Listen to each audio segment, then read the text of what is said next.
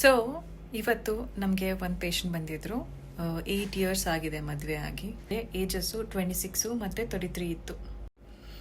ಇವ್ರಿಗೆ ಪೀರಿಯಡ್ಸ್ ಎಲ್ಲ ರೆಗ್ಯುಲರ್ ಆಗಿತ್ತು. ಹಾಗಂತ ಮೇಲ್ ಟೆಸ್ಟ್ ಮಾಡಿಸಿದಾಗ ಮೇಲ್ ಸ್ಪರ್ಮ್ ಪ್ಯಾರಾಮೀಟರ್ಸೂ ನಾರ್ಮಲ್ ಇದ್ವು. ನ್ಯಾಚುರಲ್ ಆಗಿ ಟ್ರೈ ಮಾಡಿದ್ದಾರೆ. ಅದಾದಮೇಲೆ ಓವ್ಯುಲೇಷನ್ ಇಂಡಕ್ಷನ್ನು ತೊಗೊಂಡಿದ್ದಾರೆ 5 to 6 ಸೈಕಲ್ಸ್ ಹೊರಗಡೆ. ಆ್ಯಂಡ್ ಒಂದು IUIನೂ ಆಗಿದೆ. ಟ್ಯೂಬ್ ಟೆಸ್ಟಿಂಗ್ ಆಗಿಬಿಟ್ಟು HSGಯಲ್ಲಿ ಎಲ್ಲ ನಾರ್ಮಲ್ ಇದ್ವು. ಅನ್ಎಕ್ಸ್ಪ್ಲೈನ್ಡ್ ಇನ್ಫರ್ಟಿಲಿಟಿ ಅಂದರೆ ನಮಗೆ ಎಗ್ಗು ರಿಲೀಸ್ ಆಗ್ತಾ ಇರುತ್ತೆ, ರೆಗ್ಯುಲರ್ ಆಗಿರುತ್ತೆ ಪೀರಿಯಡ್ಸು ವುಮೆನ್ಗೆ, ಲೈನಿಂಗ್ ಚೆನ್ನಾಗಿ ಬಂದಿರುತ್ತೆ, ಆ್ಯಂಡ್ ಟ್ಯೂಬ್ಸೂ ಫೆಲೋಪಿಯನ್ ಟ್ಯೂಬ್ಸ್ ಓಪನ್ ಆಗಿರುತ್ತೆ, ಆ್ಯಂಡ್ ಮೇಲ್ ಸ್ಪರ್ಮ್ ಪ್ಯಾರಾಮೀಟರ್ಸೂ ನಾರ್ಮಲ್ ಇರ್ತವೆ. ಇವು ಮೇಜರ್ ಫ್ಯಾಕ್ಟರ್ಸು. ಈ ಮೇಜರ್ ಫ್ಯಾಕ್ಟರ್ಸ್ ಎಲ್ಲ ನಮಗೆ ನಾರ್ಮಲ್ ಇರುತ್ತೆ. ಹಂಗಂತಂದರೆ ಅಬ್ನಾರ್ಮಲ್ ಇಲ್ಲವೇ ಇಲ್ಲ, ಸೊ ಯಾಕೆ ಆಗ್ತಾ ಇಲ್ಲ ಅಂತ ಕೇಳ್ಬೋದು.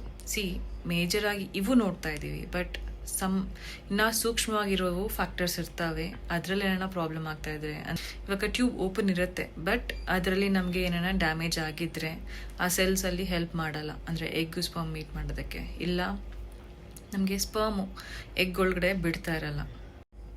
ಸೊ ಈ ಅನ್ಎಕ್ಸ್ಪ್ಲೇನ್ ಕೇಸಸಲ್ಲಿ ನಮಗೆ ಫಸ್ಟ್ ಆಪ್ಷನ್ಸು IUI ಕೊಡ್ತೀವಿ. ಅಂದರೆ ಬೈ ಇಂಪ್ರೂವಿಂಗ್ ಸ್ಮಾಲ್ ಫ್ಯಾಕ್ಟರ್ಸ್ ಏನಾರ ಆಗಲಿ ನಮಗೆ ಹೆಲ್ಪ್ ಆಗುತ್ತಾ ಏನು ಅಂತ.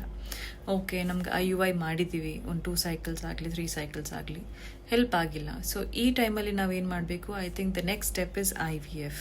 ಯಾಕಂದರೆ ಈ IVFಲ್ಲಿ ನಮಗೆ ಗೊತ್ತಾಗುತ್ತೆ, ನಮಗೆ ಎಗ್ಸನ್ನು ನಾವು ಹೊರಗಡೆ ತೊಗೊಂಬರ್ತೀವಿ, ಆವಾಗಲೇ ನಾವು ನೋಡ್ತೀವಿ ಎಗ್ ಕ್ವಾಲಿಟಿ ಹೆಂಗಿದೆ ಅಂತ.